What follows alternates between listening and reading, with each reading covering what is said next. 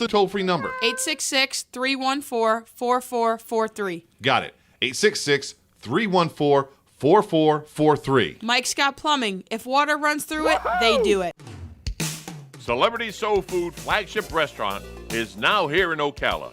Best-in-class service and legendary recipes. You'll be elevated with a classy design in this 3,800 square foot restaurant with a menu that has scratch-made dishes prepared with a VIP experience for every guest. Located at 2237 Southwest 19th Avenue, right on Easy Street. Celebrity Soul Food. This is food with soul.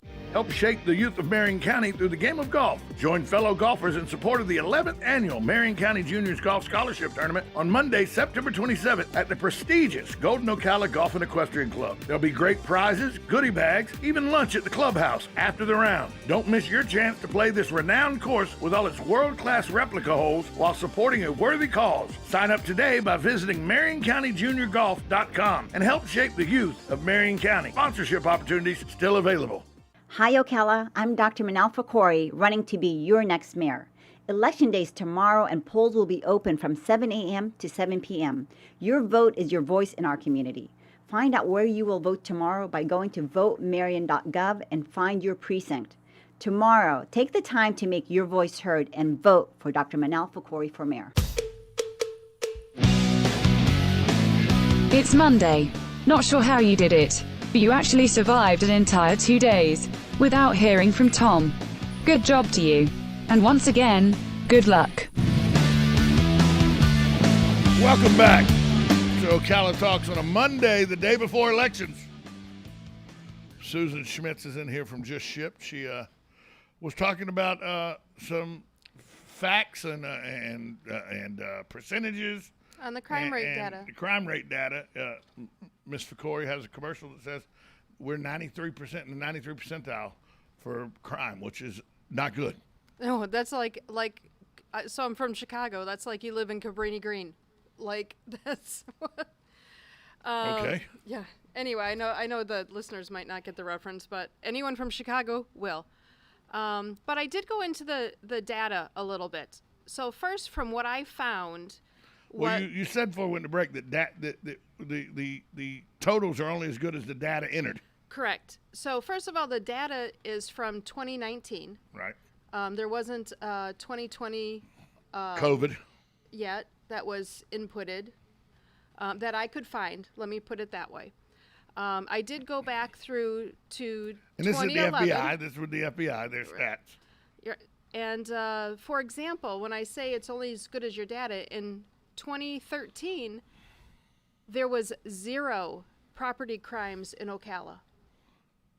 That's false. It is false, but there was no data entered for it. Oh, I see. So we would look like we were a stellar community. Because there was no property crimes, but that's because none were entered into the database. None were entered. So when I say, I'm not saying that this is not important.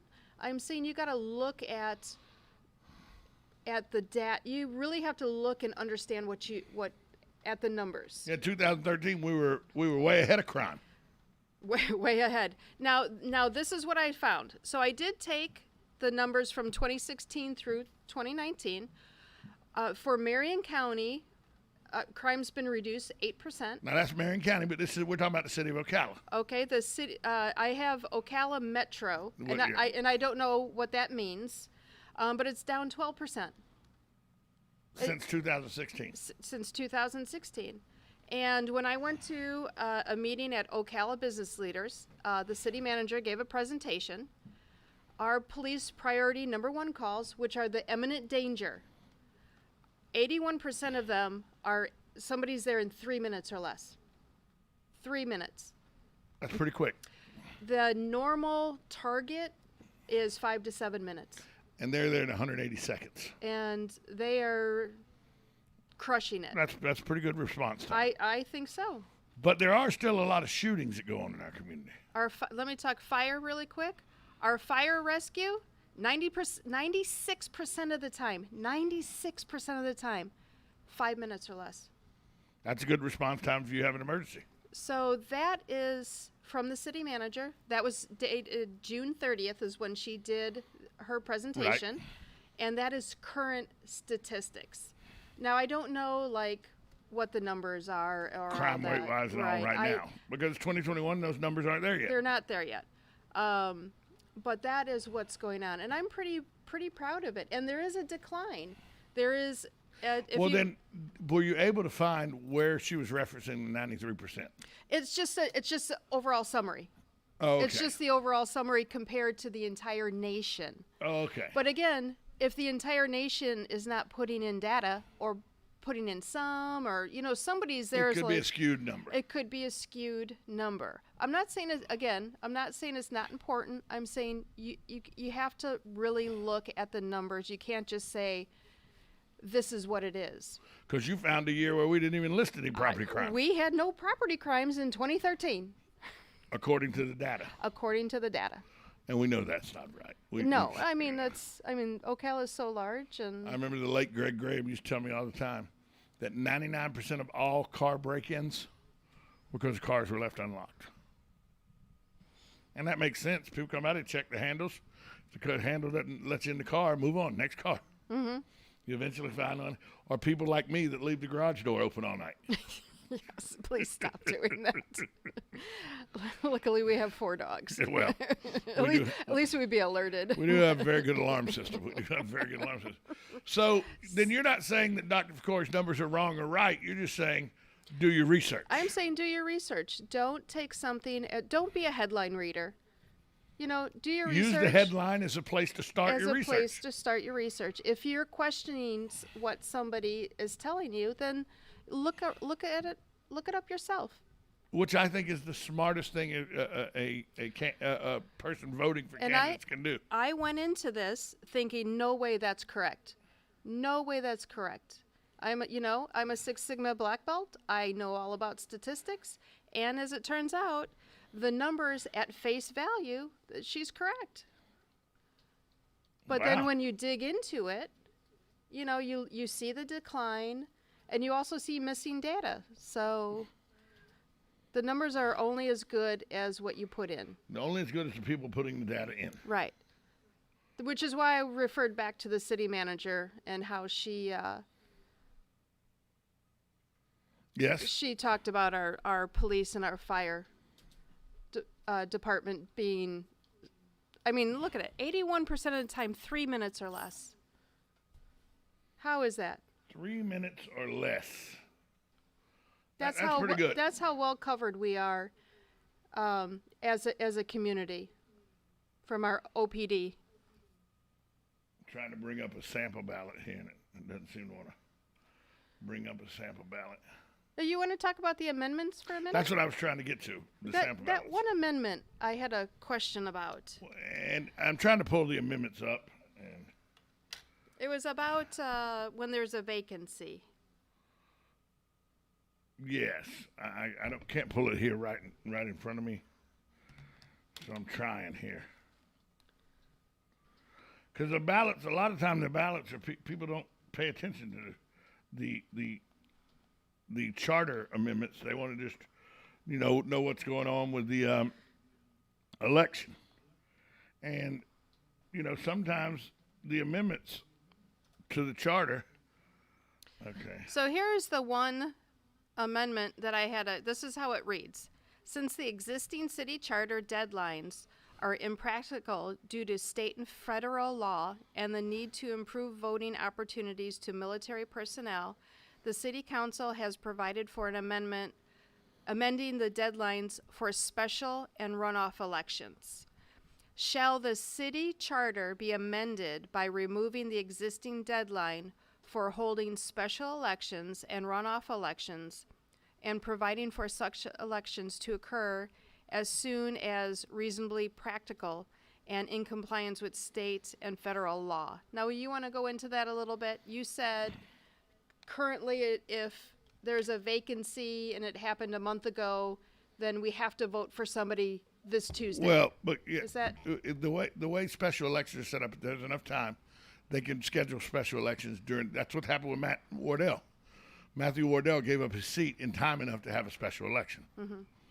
So that's why we're having a special election. I would like to see the elections for the city run more towards the November election day. But I know you got to do runoffs and everything. I understand.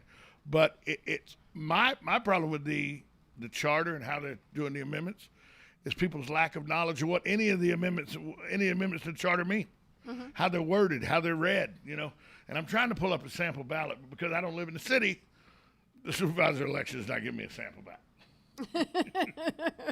Is that great? Well, I sent you a copy of this on your text. Here we go. Wait, is this it? September 21st. Here we go. I got one right here. So, hey, tell you what, we'll take a break, then we'll come back and look at the sample ballot, okay? You're listening to 1370 AM, 96.3 FM. This is WOCA, The Source. Are you wasting time boxing up packages and going to the post office or the UPS store? Are you tired of not knowing what you'll pay when you get there? Just Ship offers pickup service and flat rate packaging and postage rates, which takes the guesswork out of shipping while saving you time and money. So quit wasting valuable time and money. Call or text Just Ship at 352-234-3840. That's 352-234-3840. Just Shipped. September 21st. September 21st. Why do I keep repeating September 21st? Because that's when the Ocala residents have the privilege of helping determine how Ocala is governed. By voting, Ocala residents then have a voice in local issues. Every vote matters. Voting is a privilege. It's also your responsibility. If you don't vote, you give up the right to complain about the outcome. So what are you going to be doing on September 21st? You're going to go out and vote September 21st. Hello, I'm Jay Musley, and it has been an honor to serve on the Ocala City Council. Our tax dollars are investments towards making Ocala a great place to live, and I am the only candidate with the record of putting the needs of Ocala residents and families before the special interests of a select few. I think experience and personal investment in the community is important. I have worked hard to promote jobs and make sure we invest in public safety. That is why I asked for your vote, Jay Musley, on September 21st, paid for by Jay Musley, nonpartisan for Ocala City Council, District 3. Hello, I'm Mark Sears with Regency Printing. With over 10 years in the printing business, I know you'll find Regency Printing the place for all your local printing needs. Plus, I have fax services, mailbox rentals, notary service, U.S. mail, pack and ship, all at one convenient location, 2375 Northeast 25th Avenue. Just look for the yellow signs. Regency Printing, 789-6683. That's 789-6683. Regency Printing. Hello, gorgeous. Hi, this is Becky at Hello Gorgeous Salon. It's time to get that new look started. Let's get rid of those sun-damaged ends and faded out color and get into something rich and vibrant. Humidity is not your hair's friend. It causes your hair to capture moisture and leaves it looking dry and unhealthy. Hello Gorgeous is a certified Brazilian blowout salon. We can tame those locks, leaving your hair healthy and shiny with a Brazilian smoothing treatment. So let us help you make a great first impression. Call us today to set your appointment at Hello Gorgeous. Our number is 352-351-5358. Again, that's 352-351-5358. And don't forget, we also do men and children's cuts too. 351-5358. Hello Gorgeous is conveniently located in the heart of downtown Ocala. So call today and set up your appointment at Hello Gorgeous Salon at 351-5358. That's 351-5358. Hello, gorgeous. Gene Powell Pasture Mowing, 352-629-2440. A few of our tractor services include bush hogging, disking, and rototilling. We also have zero-turn mowers for the smaller paddocks, aisleways, fence rows, and lawn care. Fence row spraying is also available for weed control. We are family-owned and operated, licensed and insured, and farm-ready. Howell Gene, Gene, at yahoo.com. 352-629-2440. Gene Powell Pasture Mowing, 352-629-2440. Gene is a proud United States veteran. What you need is RoofMax. RoofMax is a revolutionary green roofing solution that can save you $10,000 or more by greatly extending the life of your existing roof. Here's how it works. Asphalt roof shingles have essential oils to keep them flexible and waterproof. Over time, this oil dries out, causing your roof to become brittle and slowly break apart. A RoofMax treatment saturates your roof with millions of microbeads, restoring flexibility and continued waterproof protection. It's like a skin moisturizer for asphalt shingles. RoofMax treatments are guaranteed for 5 years, and repeating treatments can extend your roof's life for up to 15 years for a fraction of the cost of replacement. RoofMax uses satellite measurement software to provide a hassle-free, contact-free price quote over the phone in under 5 minutes. No in-person house call required. Get your instant quote by calling 352-639-2777. That's 352-639-2777. Hi, I'm Dr. Manal Fakori, and I'm running for mayor to serve all of Ocala. Our beautiful city has the potential for tremendous growth, but years of politicizing our priorities is holding us back from becoming a first-class city. I'm running to bring a culture of common sense, decency, respect, love, trust, and prosperity to our city.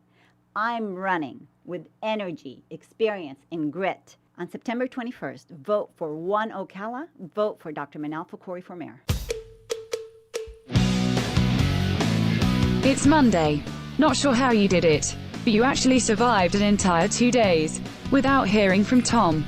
Good job to you. And once again, good luck.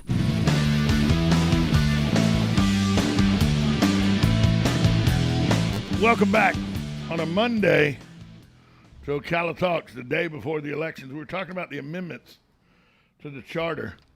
The first one, since the existing city deadlines are impacted due to state and federal law and the need to provide voting opportunities to military personnel, the city council has provided for amending the deadlines for special and runoff elections. Shall the city charter be amended by removing the existing deadlines for holding special elections and runoff elections and providing for such elections to occur as soon as reasonably practicable and in compliance with state and federal law? I think that makes all the sense in the world. Get it in alignment with state and federal law and do it as soon as possible. Don't rush it. Don't, like, you have to do something before a deadline. Move the deadline. I'm okay with that amendment to the charter. But it doesn't it just leave it open? Like there's not a specific time frame. No, it's when it's reasonably possible. So that can, like, what does does that lead mean? to ambiguity. Yeah. So it's that language. Like, first of all, who writes these? City attorney. Okay. So it's that language that I question. I could see that. Not that I'm for or against it. I mean, I don't think you should rush an election, but I also shouldn't say, well, let's don't leave take it lackadaisical either. Right. Let's leave it open for 4 years because we can. The second amendment says the city council has provided for clarification of the date and times when term of council members and the mayor begin and end. Shall the city charter be amended to provide that the term of each council member and the mayor shall begin upon adjudicated, elected, swearing in, and qualified by city council upon swearing in the oath of office, and shall end upon the commencement of the term of a successor council member or mayor. And what that gives us, like Matt, when Matt resigned, you know, he didn't stay his full term, but when people stay their full term, I still think that they're a council member for their last meeting, and then the next meeting the new council shows up. So for a week, who's really the council? And I think they're going to change that to where when they get sworn in, then the people leave the seat that's when they leave it. That's how I read it. Okay. Well, that makes sense. That's how I read it. Then, it's just like passing the baton. I mean, somebody has to have the baton, right? Yes, the president is in charge until noon or 12:01 on January 20th when the new president's sworn in. Right. Usually he attends the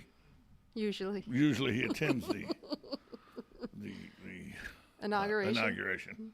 And then the last one is the one that, it's the one that's caused most of the problems, and I think it's the easiest one to vote on.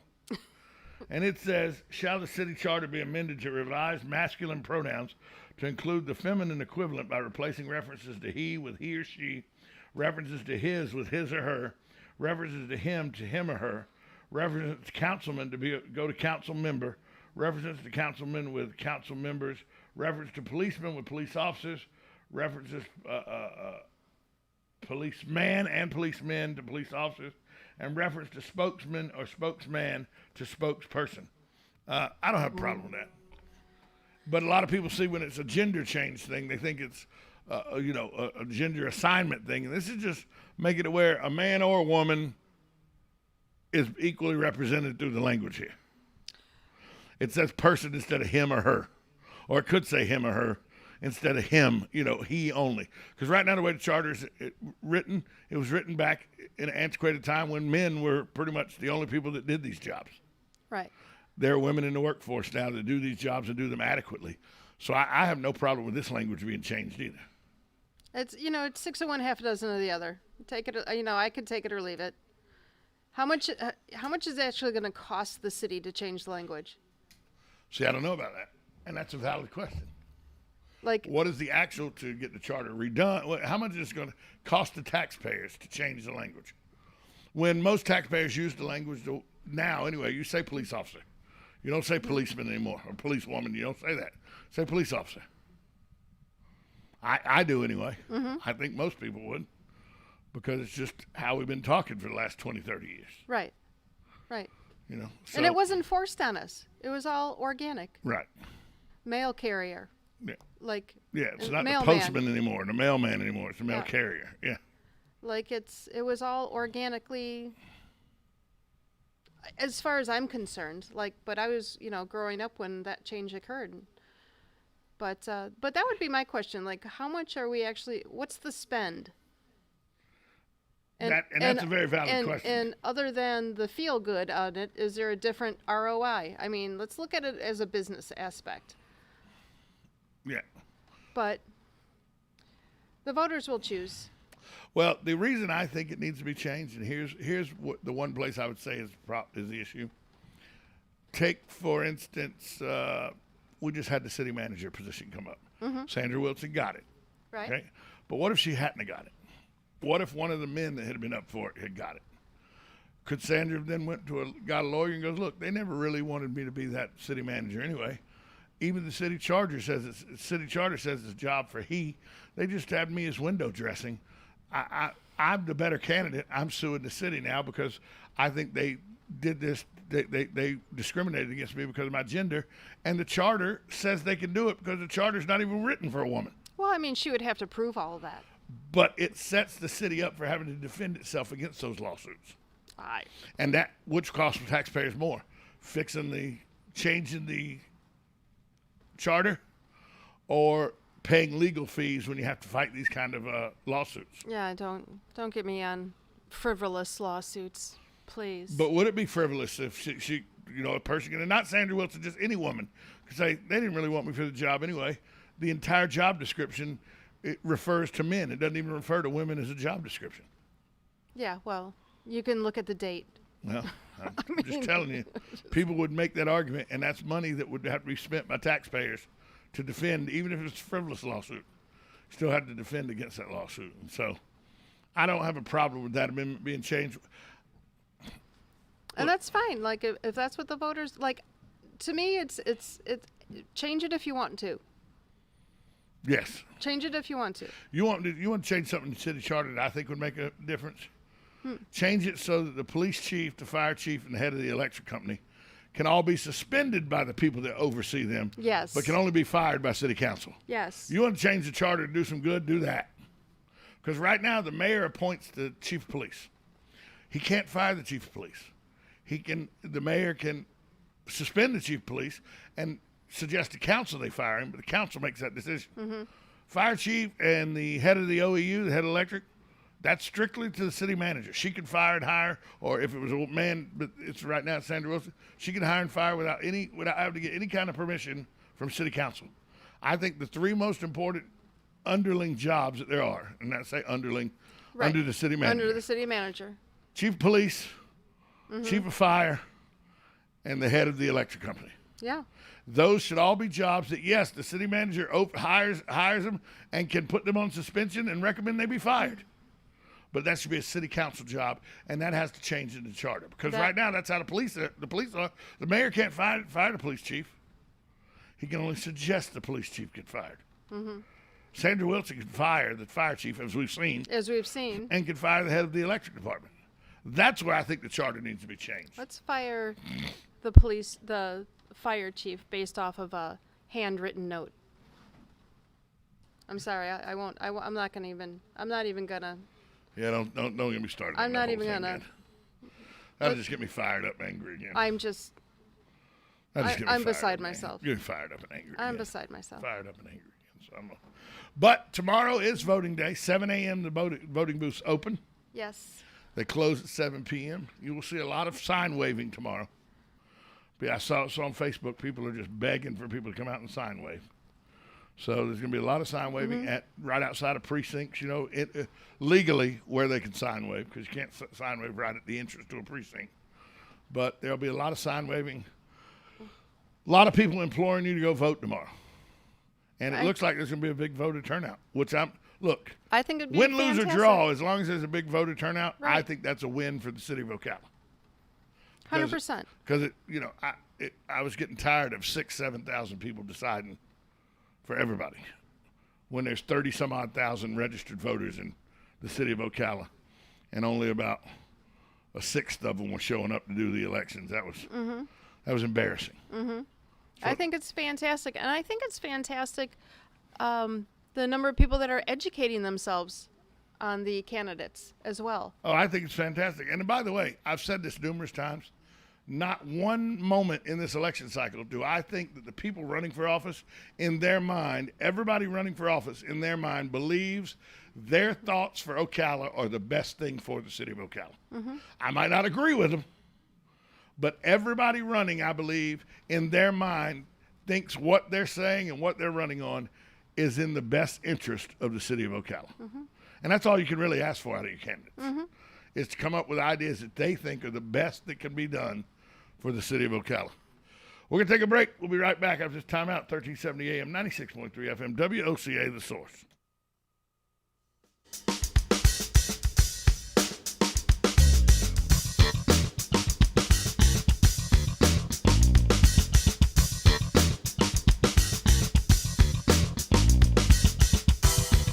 Broadcasting from the Ocala International Airport, this is WOCA AM, W242CA FM, Ocala, 1370 AM, 96.3 FM, The Source. Papa needs a sleep day.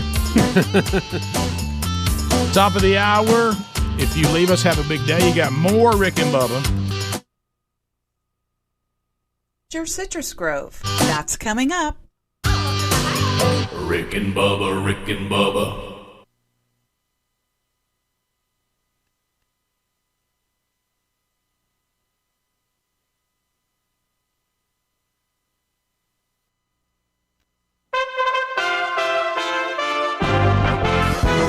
USA Radio News with the equivalent of how much the United States spent